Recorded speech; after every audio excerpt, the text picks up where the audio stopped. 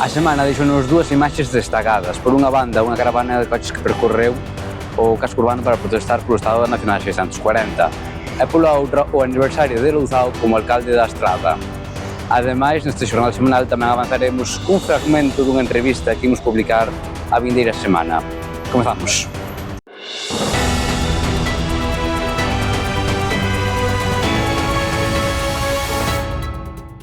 Boas tardes. Este sábado unha caravana de coches percorreu esta rúa e parte da Nacional 640 para protestar polo estado no que se atopa.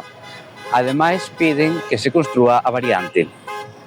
A verdade é que é vergonzoso que despois de non sei cantos lustros, sin haber ningún tipo de rehabilitación, pois que ahora a solución que se nos dea sea parchear. Reclamamos un tratamento integral da 640 e que inclúa como prioridade a seguranza viaria e o tratamento como rúa o seu paso polos núcleos de poboación e que a variante da Estrada empece a dar pasos firmes para que a súa execución sexa unha realidade.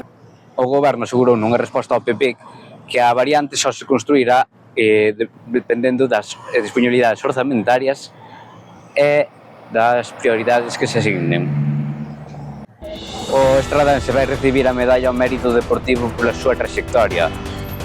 É un recoñecemento que outorga a Xunta de Galicia e que chega con motivo do seu centenario. E a Festa do Salmón vai ter tamén protagonismo deportivo, porque Fernando Romai será o pregoeiro. Recibirán o Salmón de Ouro Elvira Fernández, Ariadna Silva, Darío Loureiro e a Academia Galega de Seguridade Pública. Quedaron inauguradas as obras do CEI Pérez Biondi. De seguida analizamos ao detalle o balance que fixo Gonzalo Louzao polo seu aniversario como alcalde e tamén avanzamos parte da entrevista a Ani Sánchez, pero antes imos co previsión meteorolóxica para a vindeira semana. Comezaremos a semana con días olleiros e calurosos que irán evolucionando a días treboentos. Como xa vimos dicindo, Gonzalo Louzao fixo este luz balance do seu último ano como alcalde, coincidindo co seu segundo aniversario no posto. Imos ver o seu discurso de detalle. O que máis destacou foi o que el definiu como un investimento histórico no rural. Foi a través dos 2 millóns que se adicaron a arranxar a rede viaria, dos que 800.000 euros aínda seguen a executarse neste 2026.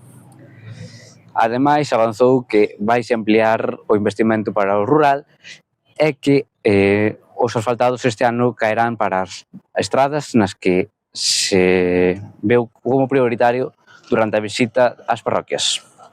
E aproveitou a ocasión para responder sobre un dos temas que máis lle critican, a diferencia de inversión entre o rural e a vila. Non hai cidadáns do rural nin do casco urbano, senón creo que somos privilexiados todos os que vivimos na estrada. Tamén falou do que el define como a estrada das oportunidades, é dicir, autovía, polígono e vivenda. Comezando pola autovía, dixo que vai ser unha das maiores alegrías que vai ter a estrada e tamén decidiu nunha das frases máis habituais ao redor deste tema. Poñéndonos como un concello dos privilexiados, dos que en 10 minutos vamos estar ao pé dunha capital como é Santiago de Compostela. E como xa analizamos hai un ano, isto non quere dicir que dende a Farola ata Santiago nos leve 10 minutos, senón que eses 10 minutos son dende o rollo, onde vai comenzar a autovía, ata a entrada da cidade. En canto ao polígono, dixo que xa están reservadas unha parte importante desas parcelas da ampliación, aínda que non ofreceu datos. E ademais, en canto a vivenda, pois celebrou que se vayan construir esas 28 que se están licitando e tamén agardou que vayan ser máis no futuro. Outro dos aspectos que destacou foi a reforma das piscinas municipais, algo que aproveitou Luís López Bueno para criticar a súa xestión.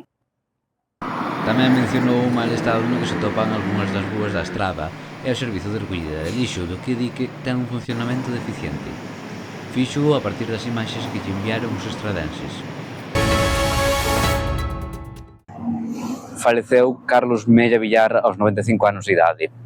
Este estradense estivo durante un ano como vicepresidente da Xunta no goberno de Albor. Tamén estivo no goberno de Adolfo Suárez e presentouse polo BNG ás europeas. E este venres tamén faleceu Inés Nogueira aos 99 anos de idade. Ela, xunto co seu marido, fundou Calzados á Esquina. Crearon hai 74 anos e a día de hoxe segue ser unha das tendas de referencia que conserva a estrada. Este xoves publicaremos no Xornal da Estrada unha entrevista con Ani Sánchez, unha das fundadoras do Centro Xuvenil La Estación. Aquí quedan cun avance.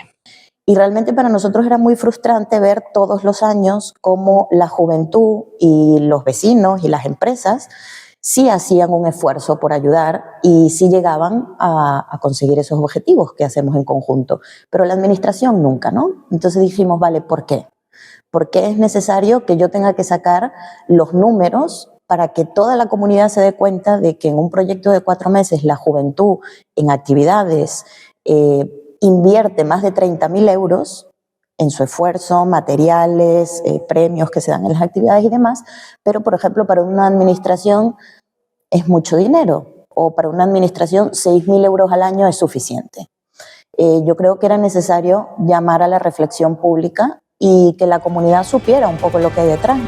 Así rematamos este xornal semanal. Moitas grazas por estaren aí e vémonos a semana que ven.